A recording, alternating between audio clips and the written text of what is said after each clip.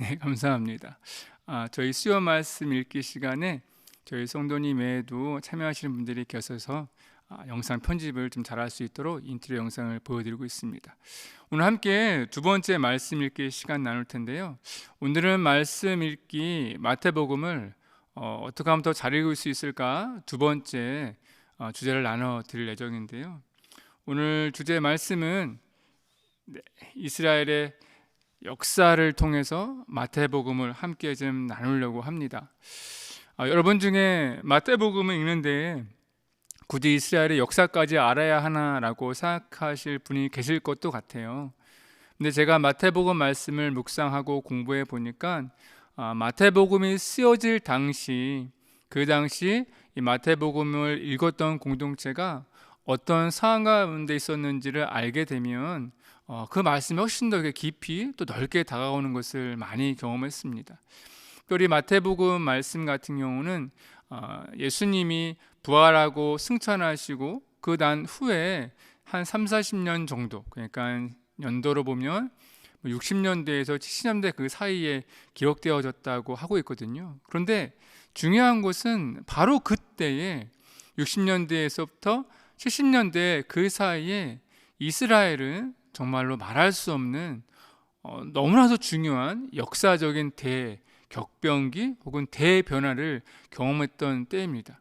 그래서 그 당시에 쓰여졌던 마태복음, 특별히 그 당시에 유대인들을 향해 쓰였던 마태복음은요, 당시 시대상을 함께 알게 되면 오늘 함께 읽을 말씀들이 왜 이런 주제들이 강조가 되었고 이런 말씀들이 중요하게 여겨졌는지를 우리가 알게 되고 그 상황에 맞게 지금 우리 상황에도 적용할 수 있는 부분들이 조금 더 다양하고 구체적으로 알 수 있는 것 같아요. 그래서 이 시간 잠깐 우리 70년대 혹은 60년대 후반 이스라엘 역사를 잠시 나누면 좋겠습니다. 그 시대는요, 유대인들에게 정말로 가장 큰 시련의 시기였습니다. 어떤 것이냐면요, 유대가 로마 제국과 전쟁을 했던 때가 요 시기예요. 그러니까 사실은 이때뿐만 아니라 사실 30년대 후반부터, 그러니까 예수님께서 활동했던 시대라든지 아니면 그 이후부터 로마와 유대와의 갈등이 굉장히 깊어지고 있었고, 죄송합니다. 당시에 유대인들과 로마 제국과의 관계가 점점점 악화되고 있었고, 그것이 폭발했을 때가 66년도쯤인 것 같아요. 중요한 세 가지 정도가 있었는데, 첫 번째는 로마 제국이 대제사장을 자기들의 사람대로 마음대로 세우면서 예배가 이제 엉망이 되어 버렸으니까 분명히 불만이 많이 쌓였었고요. 또 당시에 30년대 후반부터 로마의 황제들이 우상화를 굉장히 즐겨하고 광화하던 시대였기 때문에 로마 황제의 얼굴이 혹은 동네 예루살렘이라든지 예루살렘 곳곳에, 이스라엘 곳곳에 세워지기도 하고, 동전이나 황제를 위한 도시들이 곳곳에 세워진 때가 바로 이때고, 그것과 함께 불만들이 굉장히 많아지고, 세 번째는 세금이 무거워지는데 그 중에 성전세 있지 않습니까? 성전을 보수하고 예배를 위해 사용되어야 되는 성전세가 로마인들에 의해서 함부로 사용되는 것을 이스라엘 백성들이 알게 되면서 그들의 불만이 쌓이고 쌓이다가 66년도에 그들이 힘을 합해서 무력으로 항쟁하기 시작하는 거예요. 그때 유대인들이 처음에 초반에는 항쟁에서 굉장히 크게 좀 승리하는 듯한 모습을 보이거든요. 그래서 로마 안에 있던, 예루살렘 안에 있던 로마 군들을 모두 학살하기도 하고, 굉장히 오랜 시간 동안 꿈꿔왔던 잠깐 동안의 그런 자유, 종교적인 그런 은혜를 누리게 되지만 67년도 곧 얼마 지나지 않아서 로마가 이제 군대를 이끌고 다시 무력으로 진압하게 되면서 예루살렘 성 안에서 이제 있던 사람들과 대치를 하게 되는데 힘이 되겠습니까? 당연히 로마가 굉장히 압승을 하게 되고, 그 가운데 그 안에 있던 유대 장교들과 병사들은 로마 제국의 이렇게 그냥 패배를 인정하는 것보다는 자결을 선택하는 일이 벌어지게 됩니다. 근데 그 이후로부터 그냥 끝난 것이 아니라 로마 제국이 사실은 유대인들이 굉장히 다스리기 좀 힘든 민족이라고 말씀드렸잖아요. 그러면서 대대적으로 예루살렘과 성전과 유대를 멸망시키는 전쟁을 이어지게 되는데, 그게 69년도부터 70년까지 이어지게 되고, 70년대 결국 티투스 장군에 이어서 예루살렘이 완전히 파괴가 되고 성전뿐만이 아니라 성벽까지도 완전히 무너지게 되죠. 지금 예루살렘에 있는 통곡의 벽이 아마 그때 남아있는 것으로 알고 있고요. 하지만 이스라엘의 그런 무력으로 항쟁했던 사람들이 70년에서 73년까지 3년 동안 그래도 저항을 하게 되는데, 마사다라는 예루살렘에서 30km 정도 떨어진 광야에 있는 그 천호의 요새와 같은 곳인데, 그곳에서 3년 동안 계속 항쟁을 하다가 결국 무너지고 그 안에서 다들 자결하면서 결국 유대의 로마 전쟁이 마치게 되는 거예요. 그러니까 이 어간 동안에 약 7년, 6년, 요 어간 동안에 이스라엘은 정말로 큰 어려움을 당하게 되고 또 굉장히 큰 힘든 또 이런 전쟁과 같은 시간이 벌어지겠는데, 결국 이때 유대는 완전히 멸망하게 되는 거예요. 그때 기록에 보니까요, 이때 항쟁에 참여했던 사람이 270만 명이라고 하는데 그 중에 110만 명 정도의 유대인이 죽었다라고 기록되어지고 있어요. 물론 이 수적으로 보면 얼마나 대단하고 큰 일이었는지 알게 되고, 그때 수많은 유대인들이 로마 제국의 곳곳에 이제 포로로 잡혀가게 되고 종으로 끌려가게 되면서 이스라엘이 이제 역사적으로 사라지는 계가 마련되고, 그 이후로 유대의 이제 물론 지역적으로는 삶이 유지가 되지만 그때부터 대제사장 제도가 폐지가 되고 산헤드린 의회까지도 없어지는 경우가 이루어지는 거죠. 그러니까 대제사장 제도가 없어졌다라는 것은 성전 예배 자체가 사라져 버린 거고, 산헤드린 의회가 사라졌다라는 것은 유대 공동체의 그런 지도자들의 그런 가장 큰 회의잖아요. 그러니까는 유대의 그 정치적인 힘도 다 완전히 잃어버렸던 시기라고 볼 수 있는 거죠. 그래서 유대 로마 전쟁을 통해서요, 유대가 멸망하게 되는데 상대적으로 유대주의는 강화가 되죠. 나라가 입어버리고 그다음에 성전이 사라져 버리니까 사람들의 관심은 그러면 이제는 어떻게 살아야 되는가에 대한 관심을 갖게 되는데, 그러면서 구약과 또 유대교 그런 것들이 조금씩 강화되는 그런 일들이 벌어지게 되는 시기가 바로 이 마태복음이 쓰여졌던 시기입니다. 그러니까 생각해 보세요. 마태복음의 주제가 제가 처음에 말씀드렸던 거 혹시 기억나십니까? 마태복음은 구약과 신약을 연결하는 데 굉장히 많은 관심이 있었고 굉장히 유대교의 색채도 많이 가지고 있었어요. 그래서 모세가 썼던 모세오경도 굉장히 닮아져 있고, 유대인들이 가장 갈망하던 아름다운 평화로운 나라였던 다윗의 왕 시대를 예수님에게서 찾는 그런 법들이 많이 있는데, 그것이 바로 이런 이유 때문이죠. 그래서 마태복음은요, 구약과 신약을 연결해 주는데 굉장히 큰 관심이 있어서 구약의 말씀도 가장 많이 인용하고, 구약에 있었던 예수님에 대한 예언들의 말씀도 선지자를 통해 어떻게 그 성취되었는지를 계속 소개함을 통해서 결국 예수님을 통해 말씀하신 구약의 시대가 끝이 나고 새로운 신약의 시대가 도래했다, 그분이 바로 예수님이라는 사실을 끊임없이 강조하는 것이 마태복음이라 할 수 있습니다. 그러니까 아마도 이제 요 이해를 하시면 오늘 나눠질 말씀들, 특별히 안식이라든지 아니면 그 비유의 말씀들이 왜 이렇게 강조되는지를 아마 조금은 이해할 수 있을 것 같아요.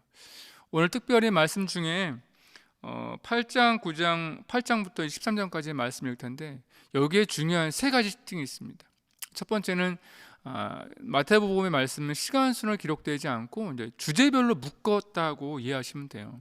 그러니까 지난주에 나눴던 5장부터 7장까지의 산상수훈의 말씀은 예수님의 아주 아름다운 주옥과 같은 설교문, 또 강화들을 굉장히 모아서 함께 소개하고 있고, 또 오늘 나눌 8장과 9장에서는 예수님이 행하셨던 물론 수많은 기적들이 있겠지만 그 중에서 특별히 중요하다고 여긴 9가지 기적을 함께 묶어서 소개하고 있어요. 특별히 이 9가지 기적은 구약과 굉장히 연결되어 있죠. 그리고 13장 말씀을 보면 천국 하나님의 나라에 대한 비유들을 묶어서 소개하는 것을 보게 됩니다. 그래서 마태복음을 읽으실 때에 이것은 시간순으로 이렇게 되는 건가 라고 생각하시지 않고요, 그냥 마태복음의 저자가 유대인들에게 어떻게 하면 구약의 말씀이 신약에 온전히 이루어졌는지를 설명하기 위해 마태복음 책을 그렇게 적절하게 굉장히 유용하게 구성을 해놓았고 주제별로 묶어놨다라고 생각하시면 이해가 되고요. 그것이 가장 두드러지게 나타나는 것이 오늘 읽는 말씀입니다. 두 번째 특징은 예수님에 대한 굉장히 기적에 대해서 다른 복음서보다 굉장히 강조를 합니다. 또 예수님의 말씀도 얼마나 권위 있고 힘든지를 강조하게 되는데, 아까 말씀드린 것처럼 예수님은 구약에 말씀하신 그 메시아이기 때문에 그분은 하늘의 왕이고 우주의 왕이시기 때문에 그분이 가진 능력과 권세가 이 땅 가운데 어떻게 우리에게 소개되었고 기적으로 우리에게 표현되어지 나타내졌는지를 아주 강조해서 말씀하고 있는데, 그것이 바로 기적의 이야기를 통해 말씀을 하고 있는데, 질병을 치유하는 것뿐만이 아니라 자연을 정복하고 바다를 잠잠하게 하는 그런 놀라운 모습들을 소개하는 데 아주 집중하고 있습니다. 세 번째는 메시아 예수님을 거부하고 충돌하는 이들에 대해서 아주 구체적으로 또한 집요하게 소개하고 있어요. 그 이유는 아까 읽었던 유대 전쟁사와 다르진 않은데요. 왜 유대 전쟁이 일어났냐, 왜 우리의 신앙이 이렇게 주님 앞에 심판받아야만 했었냐라는 걸 소개했을 때에 그 당시에 유대인들 안에 가졌던 그런 신앙의 그릇된 모습들을 소개하고, 또 그런 것들을 거부하지 말고 이제 우리에게 오신 새로운 예수님을 우리가 왜 받아들여야 되는지에 대해서 소개하기 위해서 아마도 그 부정적인 모습들, 거부하고 충돌하는 모습들을 소개하고 있습니다. 이 모습들이 오늘 함께 읽을 8장부터 13장까지의 말씀들이 아주 잘 나타나 있어요. 그래서 오늘 먼저 우리 8장과 9장 말씀을 읽을 텐데요. 아까 소개한 대로 예수님의 놀라운 기적 9가지를 소개하고 있고요. 그 중간에 무리와 특별히 오늘 마태복음의 저자인 세리 마태를 부르시는 모습도 중간중간에 소개하고 있고, 또한 마지막 말씀에는 예수님이 기적을 행하시는 것뿐만이 아니라 마을과 도시를 돌아다니면서 수많은 병자들을 만나주시고 그들에게 하나님의 나라를 얼마나 열심으로 선포해 주셨는지에 대해서 아주 강조하며 말씀하고 있는 부분이 8장과 9장입니다. 그래서 우리 함께 8장 9장 말씀 이제 함께 묵상할 텐데요. 여러분들 성경책 미리 준비해 주시고요. 특별히 8장과 9장에 마태복음에서 특별히 하나님 예수님의 놀라운 기적들을 많이 모아뒀다는 것을 마음에 염두에 두시고 8장부터 9장까지 우리 한꺼번에 읽도록 하겠습니다. 준비되셨죠? 그러면 8장부터 함께 읽겠습니다. 제8장. 예수께서 산에서 내려오시니 수많은 무리가 따르니라. 한 나병 환자가 나와 절하며 이르되, 주여, 원하시면 저를 깨끗하게 하실 수 있나이다. 예수께서 손을 내밀어 그에게 대시며 내가 원하노니 깨끗함을 받으라. 즉시 그의 나병이 깨끗하여진지라. 삼가 아무에게도 이르지 말고 다만 가서 제사장에게 내 몸을 보이고 모세가 명한 예물을 드려 그들에게 입증하라. 예수께서 가버나움에 들어가시니 한 백부장이 나와 간구하여, 주여, 내 하인이 중풍병으로 집에 누워 몹시 괴로워하나이다. 내가 가서 고쳐주리라. 주여, 내 집에 들어오심을 나는 감당하지 못하겠사오니 다만 말씀으로만 하옵소서. 그러면 내 하인이 낫겠사옵나이다. 나도 남의 수하에 있는 사람이요, 내 아래에도 군사가 있으니 이더러 가라 하면 가고 저더러 오라 하면 오고 내 종도로 이것을 하라 하면 하나이다. 예수께서 들으시고 놀랍게 여겨 따르는 자들에게 이르시되, 내가 진실로 너희에게 이르노니 이스라엘 중 아무에게서도 이만한 믿음을 보지 못하였노라. 또 너희에게 이르노니 동서로부터 많은 사람이 이르러 아브라함과 이삭과 야곱과 함께 천국에 앉으려니와 그 나라의 본 자손들은 바깥 어두운 데에 쫓겨나 거기서 울며 이를 갈게 되리라. 예수께서 백부장에게 이르시되, 가라, 내 믿은 대로 될지어다 하시니 그 즉시 하인이 나으니라.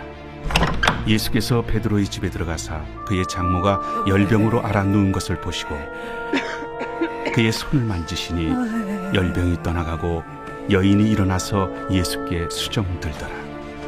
저물매 사람들이 귀신 들린 자를 많이 데리고 예수께 오거늘 예수께서 말씀으로 귀신들을 쫓아내시고 병든 자들을 다 고치시니 이는 선지자 이사야를 통하여 하신 말씀에 우리의 연약한 것을 친히 담당하시고 병을 짊어지셨도다 함을 이루려 하심이더라. 예수께서 무리가 자기를 애워싸는 것을 보시고 건너편으로 가기를 명하시니라. 한 서기관이 나와 예수께 아뢰되 선생님이여, 어디로 가시든지 저는 따르리이다. 여우도 굴이 있고 공중의 새도 거처가 있으되 인자는 머리둘 곳이 없다. 제자 중에 또 한 사람이 이르되 주여, 내가 먼저 가서 내 아버지를 장사하게 허락하옵소서.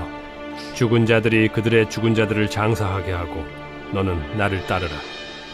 배에 오르심에 제자들이 따랐더니 바다에 큰 놀이 일어나 배가 물결에 덮이게 되었으되 예수께서는 주무시는지라.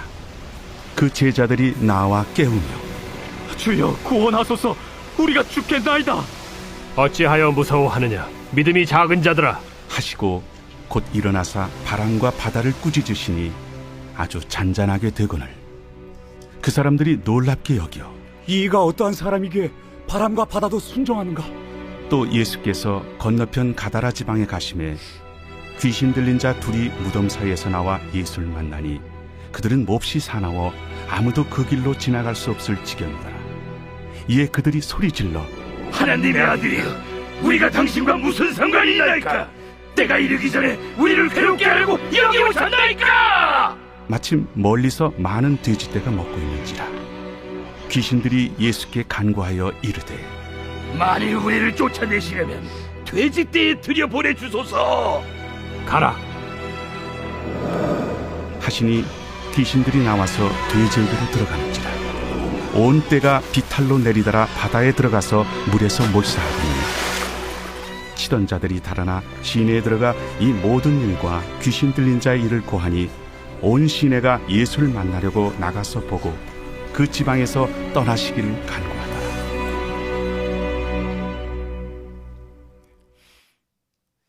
제9장. 예수께서 배에 오르사 건너가 본 동네에 이르시니 침상에 누운 중풍병자를 사람들이 데리고 오거늘 예수께서 그들의 믿음을 보시고 중풍병자에게 작은 자야, 안심하라. 내 죄사함을 받았느니라. 어떤 서기관들이 속으로 이르되 이 사람이 신성을 모독하도다. 예수께서 그 생각을 아시고 이르시되 너희가 어찌하여 마음에 악한 생각을 하느냐? 내 죄사함을 받았느니라 하는 말과 일어나 걸어가라 하는 말 중에 어느 것이 쉽겠느냐? 그러나 인자가 세상에서 죄를 사하는 권능이 있는 줄을 너희로 알게 하려 하노라. 하시고 중풍병자에게 말씀하시되 일어나 네 침상을 가지고 집으로 가라. 그가 일어나 집으로 돌아가거늘 무리가 보고 두려워하며 이런 권능을 사람에게 주신 하나님께 영광을 돌리니라. 예수께서 그곳을 떠나 지나가시다가 마테라 하는 사람이 세관에 앉아 있는 것을 보시고 나를 따르라 하시니 일어나 따르니라. 예수께서 마태의 집에서 앉아 음식을 잡수실 때 많은 세리와 죄인들이 와서 예수와 그의 제자들과 함께 앉았더니 바리새인들이 보고 그의 제자들에게 어찌하여 너희 선생은 세리와 죄인들과 함께 잡수시느냐? 예수께서 들으시고 이르시되 건강한 자에게는 의사가 쓸데없고 병든 자에게라야 쓸데있느니라. 너희는 가서 내가 긍휼을 원하고 제사를 원하지 아니하노라 하신 뜻이 무엇인지 배우라. 나는 의인을 부르러 온 것이 아니요 죄인을 부르러 왔노라. 그때 요한의 제자들이 예수께 나와 우리와 바리새인들은 금식하는데 어찌하여 당신의 제자들은 금식하지 아니하나이까? 혼인집 손님들이 신랑과 함께 있을 동안에 슬퍼할 수 있느냐? 그러나 신랑을 빼앗길 날이 이르리니 그때에는 금식할 것이니라. 생배 조각을 낡은 옷에 붙이는 자가 없나니 이는 기운 것이 그 옷을 당기어 헤어짐이 더하게 되며 새 포도주를 낡은 가죽 부대에 넣지 아니하나니 그렇게 하면 부대가 터져 포도주도 쏟아지고 부대도 버리게 됨이라.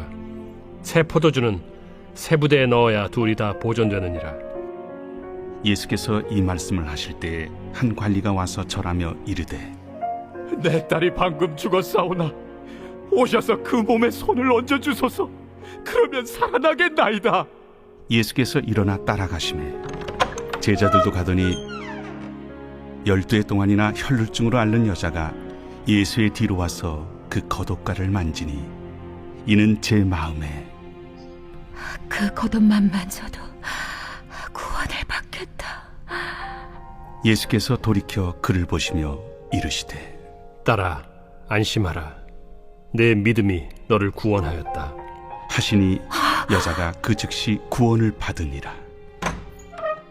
예수께서 그 관리의 집에 가사 피리 부는 자들과 떠드는 무리를 보시고 물러가라. 이 소녀가 죽은 것이 아니라 잔다. 하시니 그들이 비웃더라. 무리를 내보낸 후에 예수께서 들어가사 소녀의 손을 잡으심에 일어나는지라. 그 소문이 그 온 땅에 퍼지더라. 예수께서 거기에서 떠나가실새 두 맹인이 따라오며 소리질러 이르되 다윗의 자손이여 우리를 불쌍히 여기소서. 예수께서 집에 들어가심에 맹인들이 그에게 나아오거늘 예수께서 이르시되 내가 능히 이 일 할 줄을 믿느냐? 주여 그러하오이다. 이에 예수께서 그들의 눈을 만지시며 이르시되 너희 믿음대로 되라. 하시니 그 눈들이 밝아진지라. 예수께서 엄히 경고하시되 삼가 아무에게도 알리지 말라. 하셨으나 그들이 나가서 예수의 소문을 그 온 땅에 퍼뜨리니라. 그들이 나갈 때 귀신 들려 말 못하는 사람을 예수께 데려오니 귀신이 쫓겨나고 말 못하는 사람이 말하거늘 무리가 놀랍게 여겨 이스라엘 가운데서 이런 일을 본 적이 없다. 바리새인들은 이르되 그가 귀신의 왕을 의지하여 귀신을 쫓아낸다. 예수께서 모든 도시와 마을에 두루 다니사 그들의 회당에서 가르치시며 천국 복음을 전파하시며 모든 병과 모든 약한 것을 고치시니라. 무리를 보시고 불쌍히 여기시니 이는 그들이 목자 없는 양과 같이 고생하며 기진하니라.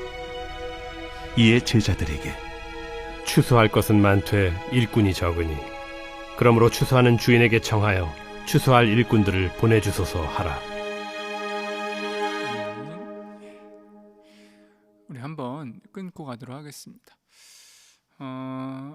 10장하고 11장에서는 예수님께서 제자를 부르시는 부분이 있는데 다른 복음서에는 제자를 부르시고 또 시간이 지나면 또 이런 가르침을 주시고 또 시간이 지나면 이렇게 인도하고 그렇게 시간서로 쓰여지고 있는데 마태복음은 10장과 11장에 제자를 세우시고 여행을 보내시고 말씀해 주시고 앞으로 일이 일어날 일에 대해서 예언해 주시고 그 모든 것들이 거의 한꺼번에 진행되는 것을 보게 되고요.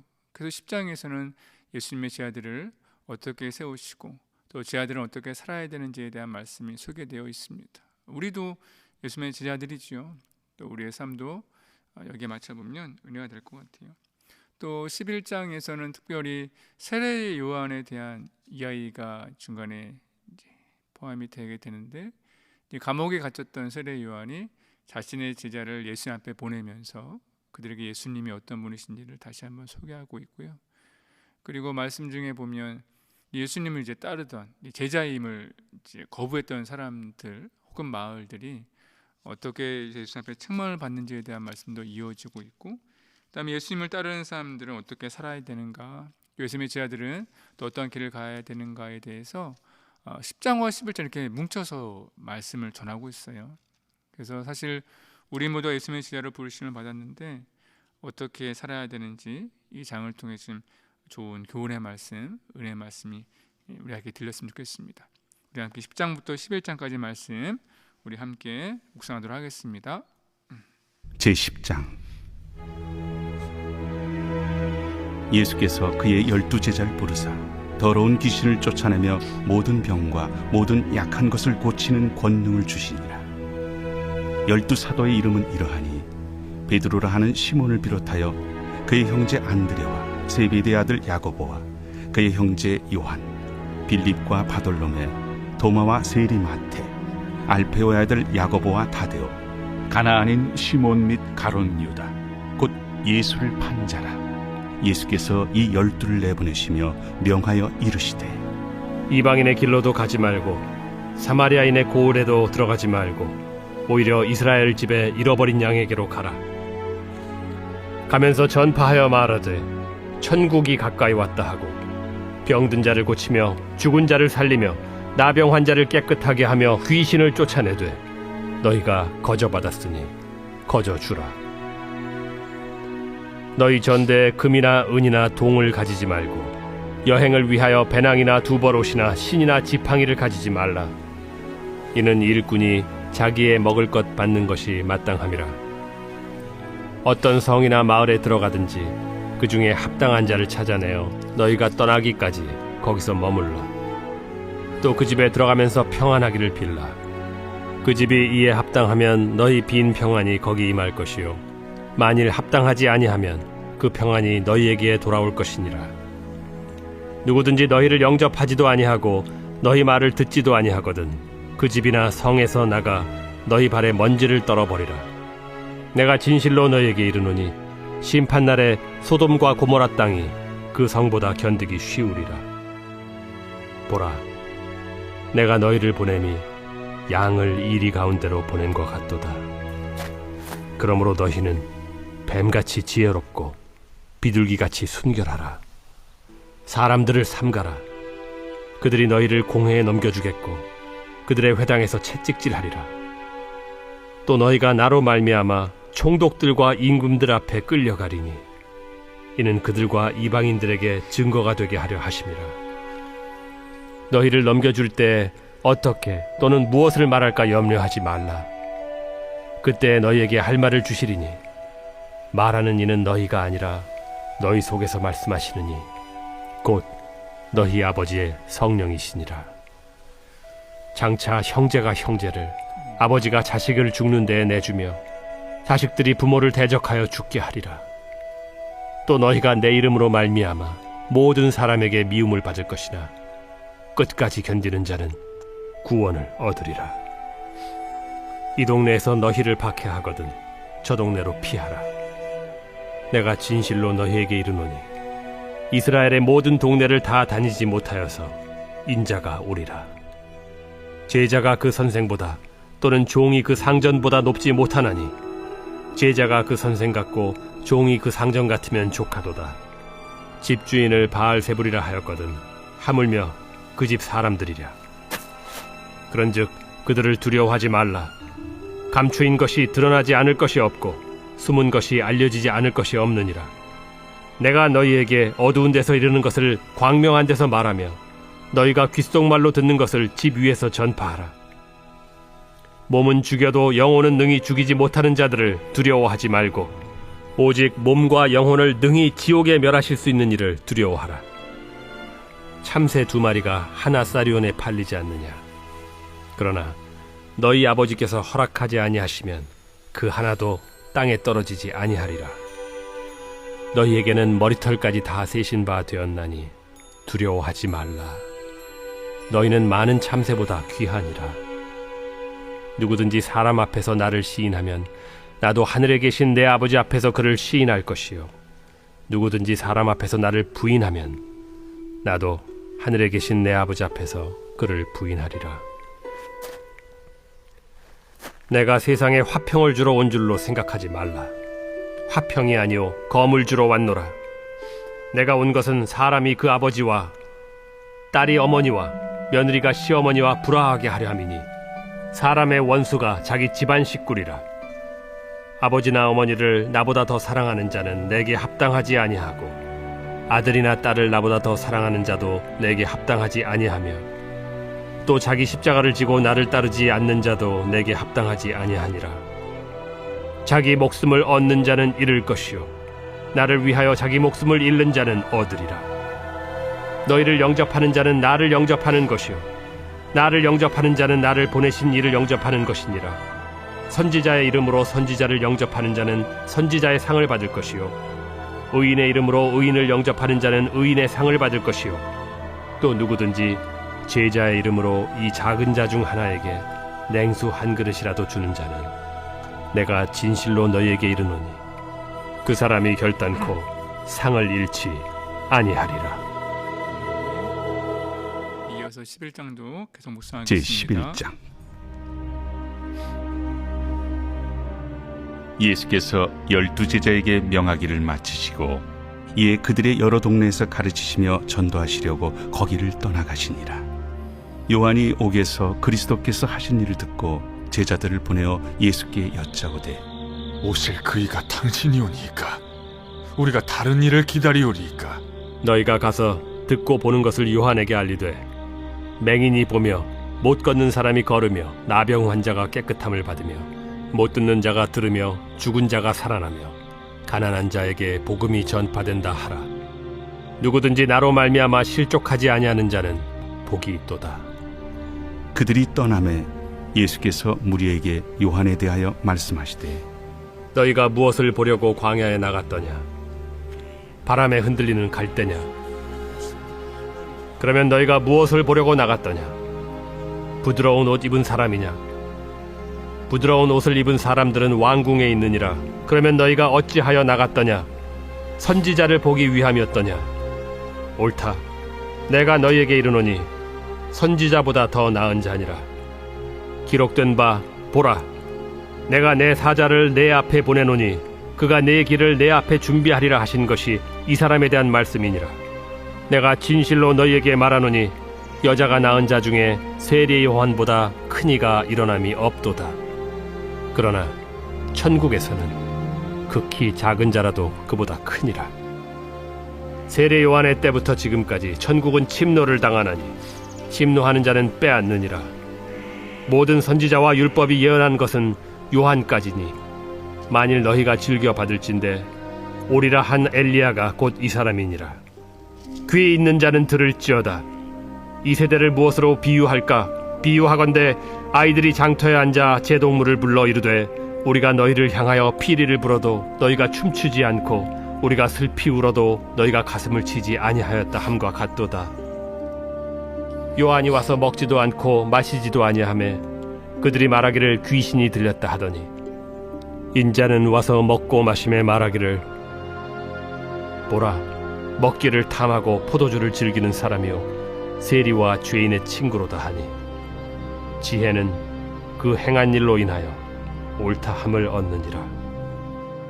예수께서 권능을 가장 많이 행하신 고을들이 회개하지 아니하므로 그때에 책망하시되 화 있을진저 고라시나, 화 있을진저 벳세다야.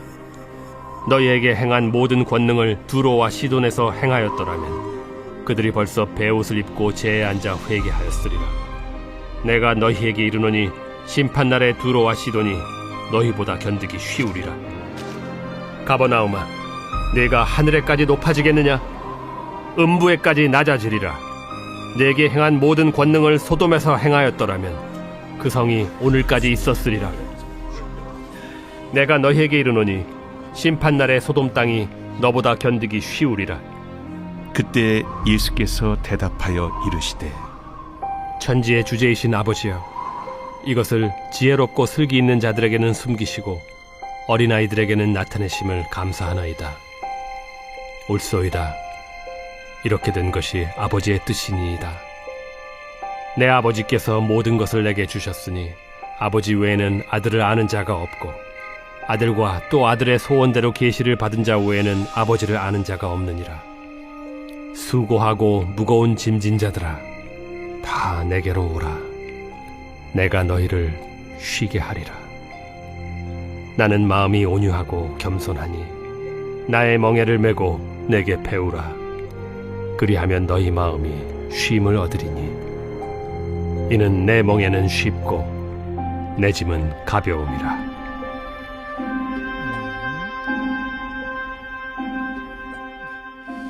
여기서 잠깐 우리 멈췄다가 12장, 13장 말씀 보면 좋겠는데요. 10장과 11장에서 말씀을 보시면 아시겠지만 예수님께서 말씀하신 회개하지 않는 고울과 사람들에 대한 그런 모습들, 혹은 예수님의 제자로서 살아가는데 경험하게 되는 수많은 어려움들이 마치 당시 마태복음 공동체 혹은 유대 공동체가 경험했던 그런 삶을 잘 대변해주고 있는 것 같아요. 그들이 질문할 수 있지 않겠습니까? 하나님, 왜 우리에게 이렇게 큰 고통을 주십니까? 왜 나라가, 물론 나라가 그전에도 있지 않았지만 멸망이나 다름이 없지 않겠습니까? 나라가 사라지고 왜 성전이 무너지고 이렇게 모든 것이 다 사라졌을까요? 예수님께서 마태복음 저자가 복음서를 통해 말하는 것은 하나님의 길을 온전히 가지 않았고 하나님께서 끊임없이 죄된 것들, 그릇된 삶을 알려줬음에도 불구하고 그것을 알지 못했던 것 때문에, 혹은 예수님이 이 땅 가운데 메시아로 오셨지만 그 예수님을 받아들이지 못하고 예수님의 말씀대로 회개하지 않고 천국을 받아들이지 않은 사람들, 그런 역사들 때문에 이런 어려움 또 이런 큰 고통이 결국 임하게 된 것이라고 연결해서 말씀하고 있는 것 같아요. 그래서 마태복음에서의 이런 회개하지 않는 자들, 또한 믿는 자들의 어려움, 또 믿지 않는 자들의 고난 같은 것들이 조금 더 가까이 다가오는 것 같습니다. 12장과 13장, 오늘 이 두 장까지 말씀 읽어볼 텐데요. 드디어 본격적으로 예수님과 이제 바리새인들과의 갈등의 모습들, 교자들의 갈등의 모습들이 계속 12장과 13장에 함께 연이어 일어나고 있어요. 그 중에 논란이 가장 되었던 사건들, 중심이 되었던 것은 이제 안식일에 이제 배고픈 제자들이 길을 가다가 이삭을 이제 주워서 이제 먹는 행위였죠. 안식일에 일하지 말라, 안식을 거룩하게 지키라는 그 말씀 안에 일하지 말라라는 것이 굉장히 강조가 되었었는데, 심지어 배고픈 사람이 이삭을 먹는 것조차도 허락되지가 않았던 시대. 그러니까 그만큼 말씀이 강조가 되고 또한 지키려고 애썼던 시대였던 거죠. 그런데 아까 말씀드린 대로 왜 이 시대가 마태복음에서 안식일이 중요하게 다루어지냐면, 이제 70년도에 나라가 멸망하고 성전이 다 사라지면서, 또는 대제사장 제도 사라지고 사내들인 공회, 정치, 종교적인 지도자가 다 사라지면서 이제 그들이 붙들 수 있는 것은 안식일밖에 없거든요. 그다음에 안식을 어떻게 지켜야 되느냐? 지금처럼 이전처럼 지키는 것이 아니라 새롭게 지켜야 된다는 말씀하고 있는 거죠. 그래서 마태복음에서는 안식을 강조하되 새로운 안식일, 더욱더 복음에 가까운 새 날, 새 하나님의 나라에 가까운 안식에 대해서 소개하고 있는 말씀들이 계속 이어지고 있습니다. 그래서 안식에 대해서 좀 더 강조하고 있는 것 같고요. 바리새인들과의 갈등이 굉장히 강조가 되고 있는데, 그들 중에 이제 바리새인들이 예수님을 이제 그 행하신 기적들을 인정할 수밖에 없는데, 그것은 분명히 바알세불, 마귀의 짓이다, 그렇게 오해를까지 사게 하죠. 그 다음에 13장에서는 네 가지 비유를 포함해서 천국에 대한 많은 복음들이 소개하고 있는데, 그렇다면 새로운 안식을 살아가는 우리들, 새로운 말씀을 살아가는 우리들이 어떻게 생활해야 되겠느냐, 또 하나님의 나라는 어떤 곳이냐에 대해서 13장까지 연결해서 말씀하고 있는데, 비유의 말씀들이 여러 가지 말씀이 있지만 사실은 비유의 주제는 하나죠. 어떻게 하면 천국에서 주님 앞에 기쁨의 삶을 살 수 있나, 다른 것이 아니라 말씀에 근거한 삶, 또 주님을 바라보는 삶이 되어야 된다고 말씀하고 있고, 누가 천국에 들어갈 수 있느냐, 이 땅 가운데 말씀대로 온전히 살아가는 사람이라는 것, 그것을 조금 더 강조하고 있는 것 같아요. 그래서 마태복음 공동체가 느꼈던 그런 상실에 대한 것이 천국에 대한 소망으로, 또한 안식일에 대한 그런 강조점들이 오히려 더욱더 깊은 마음의 안식, 또 마음에 온전히 주님 앞에 드리는 그런 모습으로 12장, 13장에 연이어 소개하고 있는 것 같습니다. 그래서 우리 12장과 13장까지의 말씀 함께 묵상하도록 하겠습니다. 제12장.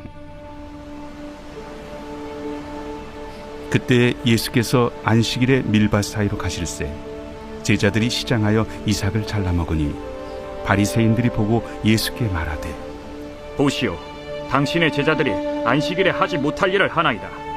다윗이 자기와 그 함께한 자들이 시장할 때 한 일을 읽지 못하였느냐? 그가 하나님의 전에 들어가서 제사장 외에는 자기나 그 함께한 자들이 먹어서는 안 되는 진설병을 먹지 아니하였느냐? 또 안식일에 제사장들이 성전 안에서 안식을 범하여도 죄가 없음을 너희가 율법에서 읽지 못하였느냐? 내가 너희에게 이르노니 성전보다 더 큰 이가 여기 있느니라. 나는 자비를 원하고 제사를 원하지 아니하노라 하신 뜻을 너희가 알았더라면 무죄한 자를 정죄하지 아니하였으리라. 인자는 안식일의 주인이니라. 거기에서 떠나 그들의 회당에 들어가시니 한쪽 손 마른 사람이 있는지라. 사람들이 예수를 고발하려 하여 물어 이르되, 안식일에 병 고치는 것이 옳으니까? 너희 중에 어떤 사람이 양 한 마리가 있어 안식일에 구덩이에 빠졌으면 끌어내지 않겠느냐? 사람이 양보다 얼마나 더 귀하냐? 그러므로 안식일에 선을 행하는 것이 옳으니라. 이에 그 사람에게 이르시되 손을 내밀라. 하시니 그가 내밀매 다른 손과 같이 회복되어 성하더라. 바리새인들이 나가서 어떻게 하여 예수를 죽일까 의논하거늘 예수께서 아시고 거기를 떠나가시니 많은 사람이 따르는지라. 예수께서 그들의 병을 다 고치시고 자기를 나타내지 말라 경고하셨으니 이는 선지자 이사야를 통하여 말씀하신 바 보라, 내가 택한 종 곧 내 마음에 기뻐하는 바 내가 사랑하는 자로다. 내가 내 영을 그에게 줄 터이니 그가 심판을 이방에 알게 하리라. 그는 다투지도 아니하며 들레지도 아니하리니 아무도 길에서 그 소리를 듣지 못하리라.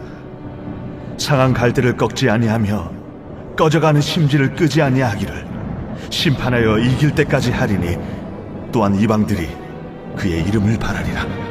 함을 이루려 하심이라. 그때 귀신 들려 눈 멀고 말 못하는 사람을 데리고 왔거늘 예수께서 고쳐주심에 그 말 못하는 사람이 말하며 보게 된지라. 무리가 다 놀라 이르되 이는 다윗의 자손이 아니냐? 바리새인들은 듣고 이르되 이가 귀신의 왕 바알세불을 힘입지 않고는 귀신을 쫓아내지 못하느니라. 예수께서 그들의 생각을 아시고 이르시되 스스로 분쟁하는 나라마다 황폐하여질 것이요 스스로 분쟁하는 동네나 집마다 서지 못하리라. 만일 사탄이 사탄을 쫓아내면 스스로 분쟁하는 것이니 그리하고야 어떻게 그의 나라가 서겠느냐. 또 내가 바알세불을 힘입어 귀신을 쫓아내면 너희의 아들들은 누구를 힘입어 쫓아내느냐. 그러므로 그들이 너희의 재판관이 되리라. 그러나 내가 하나님의 성령을 힘입어 귀신을 쫓아내는 것이면 하나님의 나라가 이미 너희에게 임하였느니라. 사람이 먼저 강한 자를 결박하지 않고서야 어떻게 그 강한 자의 집에 들어가 그 세간을 강탈하겠느냐. 결박한 후에야 그 집을 강탈하리라. 나와 함께 아니하는 자는 나를 반대하는 자요 나와 함께 모으지 아니하는 자는 해치는 자니라. 그러므로 내가 너희에게 이르노니 사람에 대한 모든 죄와 모독은 사하심을 얻되 성령을 모독하는 것은 사하심을 얻지 못하겠고 또 누구든지 말로 인자를 거역하면 사하심을 얻되 누구든지 말로 성령을 거역하면 이 세상과 오는 세상에서도 사하심을 얻지 못하리라. 나무도 좋고 열매도 좋다 하든지 나무도 좋지 않고 열매도 좋지 않다 하든지 하라. 그 열매로 나무를 아느니라. 독사의 자식들아, 너희는 악하니 어떻게 선한 말을 할 수 있느냐. 이는 마음에 가득한 것을 입으로 말함이라.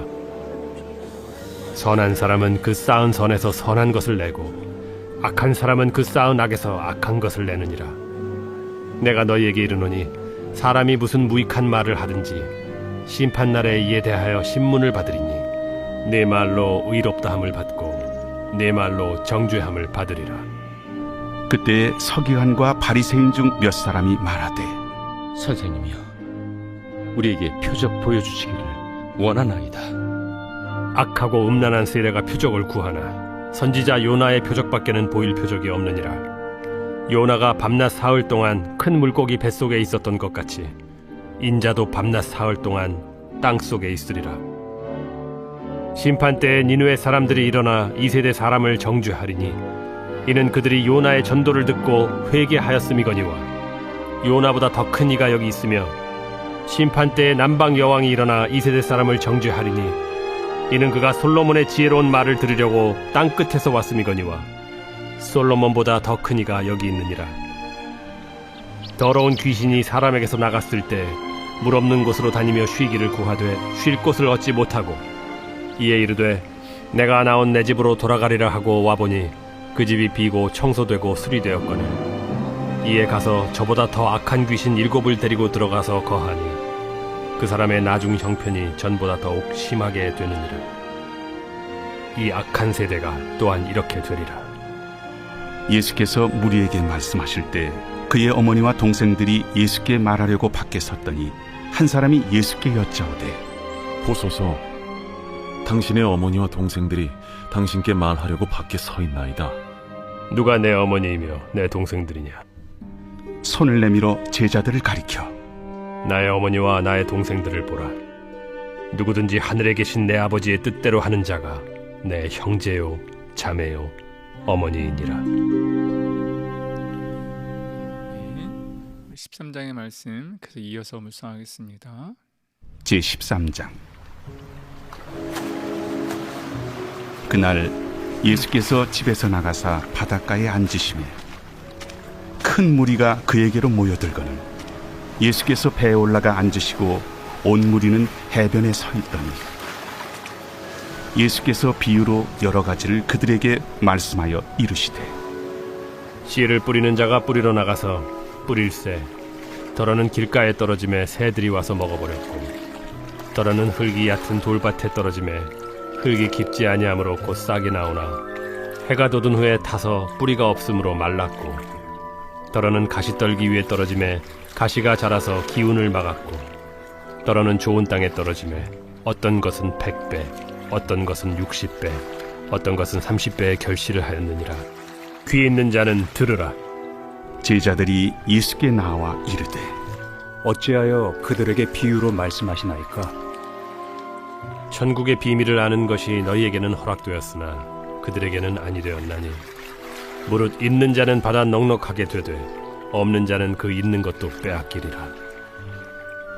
그러므로 내가 그들에게 비유로 말하는 것은 그들이 보아도 보지 못하며 들어도 듣지 못하며 깨닫지 못함이니라. 이사야의 예언이 그들에게 이루어졌으니 일렀으되 너희가 듣기는 들어도 깨닫지 못할 것이요 보기는 보아도 알지 못하리라. 이 백성들의 마음이 완악하여져서 그 귀는 듣기에 둔하고 눈은 감았으니 이는 눈으로 보고 귀로 듣고 마음으로 깨달아 돌이켜 내게 고침을 받을까 두려워함이라 하였느니라. 그러나 너희 눈은 봄으로 너희 귀는 들음으로 복이 있도다. 내가 진실로 너희에게 이르노니 많은 선지자와 의인이 너희가 보는 것들을 보고자 하여도 보지 못하였고 너희가 듣는 것들을 듣고자 하여도 듣지 못하였느니라. 그런즉 씨 뿌리는 비유를 들으라. 아무나 천국 말씀을 듣고 깨닫지 못할 때는 악한 자가 와서 그 마음에 뿌려진 것을 빼앗나니 이는 곧 길가에 뿌려진 자요 돌밭에 뿌려졌다는 것은 말씀을 듣고 즉시 기쁨으로 받되 그 속에 뿌리가 없어 잠시 견디다가 말씀으로 말미암아 환난이나 박해가 일어날 때에는 곧 넘어지는 자요 가시떨기에 뿌려졌다는 것은 말씀을 들으나 세상의 염려와 재물의 유혹에 말씀이 막혀 결실하지 못하는 자요 좋은 땅에 뿌려졌다는 것은 말씀을 듣고 깨닫는 자니 결실하여 어떤 것은 100배 어떤 것은 60배 어떤 것은 30배가 되느니라. 예수께서 그들 앞에 또 비유를 들어 이르시되 천국은 좋은 씨를 제밭에 뿌린 사람과 같으니 사람들이 잘 때에 그 원수가 와서 곡식 가운데 가라지를 덧뿌리고 갔더니 싹이 나고 결실할 때에 가라지도 보이거늘 집주인의 종들이 와서 말하되 주여 밭에 좋은 씨를 뿌리지 아니하였나이까? 그런데 가라지가 어디서 생겼나이까? 주인이 이르되 원수가 이렇게 하였구나. 종들이 말하되 그러면 우리가 가서 이것을 뽑기를 원하시나이까? 주인이 이르되 가만두라. 가라지를 뽑다가 곡식까지 뽑을까 염려하노라. 둘 다 추수 때까지 함께 자라게 두라. 추수 때에 내가 추수꾼들에게 말하기를 가라지는 먼저 거두어 불사르게 단으로 묶고 곡식은 모아 내 곡간에 넣으라 하리라. 또 비유를 들어 이르시되 천국은 마치 사람이 자기 밭에 갖다 심은 겨자씨 하늘 같으니 이는 모든 씨보다 작은 것이로되 자란 후에는 풀보다 커서 나무가 되매 공중의 새들이 와서 그 가지에 깃들이느니라. 천국은 마치 여자가 가루 서말 속에 갖다 넣어 전부 부풀게 한 누룩과 같으니라. 예수께서 이 모든 것을 무리에게 비유로 말씀하시고 비유가 아니면 아무것도 말씀하지 아니하셨으니 이는 선지자를 통하여 말씀하신 바 내가 입을 열어 비유로 말하고 창세부터 감추인 것들을 드러내리라 함을 이루려 하심이라. 이에 예수께서 무리를 떠나사 집에 들어가시니 제자들이 나와 이르되 밭의 가라지의 비유를 우리에게 설명하여 주소서. 좋은 씨를 뿌리는 이는 인자요, 밭은 세상이요, 좋은 씨는 천국의 아들들이요. 가라지는 악한 자의 아들들이요, 가라지를 뿌린 원수는 마귀요, 추수 때는 세상 끝이요, 추수꾼은 천사들이니 그런즉 가라지를 거두어 불에 사르는 것 같이 세상 끝에도 그러하리라. 인자가 그 천사들을 보내리니 그들이 그 나라에서 모든 넘어지게 하는 것과 또 불법을 행하는 자들을 거두어내어 풀무불에 던져 넣으리니 거기서 울며 이를 갈게 되리라. 그때 의인들은 자기 아버지 나라에서 해와 같이 빛나리라. 귀 있는 자는 들으라. 천국은 마치 밭에 감추인 보화와 같으니 사람이 이를 발견한 후 숨겨두고 기뻐하며 돌아가서 자기의 소유를 다 팔아 그 밭을 사느니라.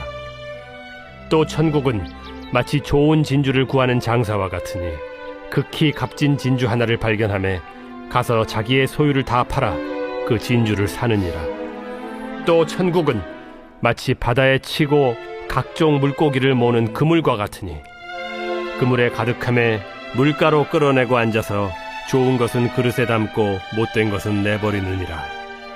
세상 끝에도 이러하리라. 천사들이 와서 의인 중에서 악인을 갈라내어 풀무불에 던져 넣으리니 거기서 울며 이를 갈리라. 이 모든 것을 깨달았느냐? 그러하오이다.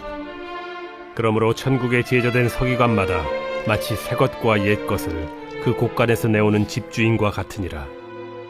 예수께서 이 모든 비유를 마치신 후에 그곳을 떠나서 고향으로 돌아가사 그들의 회당에서 가르치시니 그들이 놀라 이르되, 이 사람의 이 지혜와 이런 능력이 어디서 났느냐? 이는 그 목수의 아들이 아니냐? 그 어머니는 마리아, 그 형제들은 야고보, 요셉, 시몬, 유다라 하지 않느냐? 그 누이들은 다 우리와 함께 있지 아니하냐? 그런즉 이 사람이 이 모든 것이 어디서 났느냐? 하고 예수를 배척한지라. 예수께서 그들에게 말씀하시되, 선지자가 자기 고향과 자기 집 외에서는 존경을 받지 않음이 없느니라. 그들이 믿지 않음으로 말미암아 거기서 많은 능력을 행하지 아니하시니라.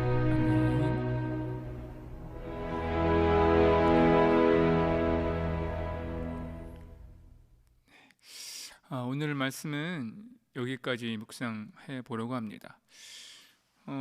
저는 마지막에 그 53절부터 58절까지의 말씀이, 그러니까는 마태복음에서는 거의 2부와 같은 말씀을 나누었는데 이 말씀이 정리를 해주는 것 같아요.